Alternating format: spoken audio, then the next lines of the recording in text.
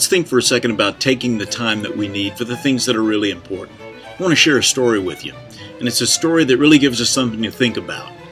It happened in the Washington, D.C. metro station on a cold morning in January 2007. A man stood playing his violin for 45 minutes to an hour. He played 6 of Bach's most beautiful violin concertos. During this time, about 2,000 people went through the station, most of them on their way to work. After about 3 minutes, a middle-aged man noticed there was a musician playing. He slowed his pace and stopped for a few seconds, and then hurried on to meet his schedule. 4 minutes later, the violinist received his first dollar from a woman who threw money in the hat and, without stopping, just continued to walk.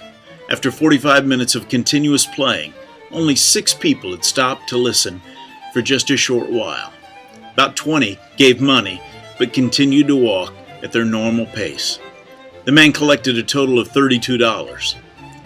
At the 1 hour mark, he finished playing, and silence once again took over in the station. No one noticed. No one applauded, nor was there any recognition of any kind. No one knew this, but the violinist was Joshua Bell, one of the greatest musicians in the world.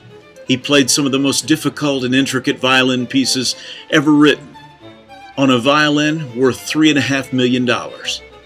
2 days earlier, Joshua Bell sold out a theater in Boston where the seats sold for an average of $100 apiece. This is a true story. Joshua Bell playing incognito in the metro station in Washington, D.C. It was organized by the Washington Post as part of a social experiment about perception, taste, and people's real priorities.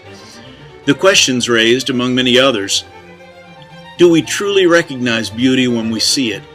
Or do simply have a herd mentality of acknowledging something as beautiful simply because everyone else says it is?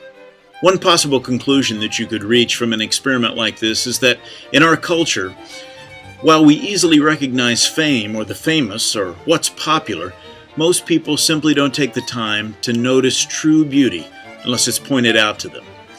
We must ask ourselves the question, if an event like this one, the one that I've just described, doesn't get our attention, how many wonderful things are we missing every single day? Take time today to truly comprehend and appreciate all the wonderful things that God has given us. See you tomorrow.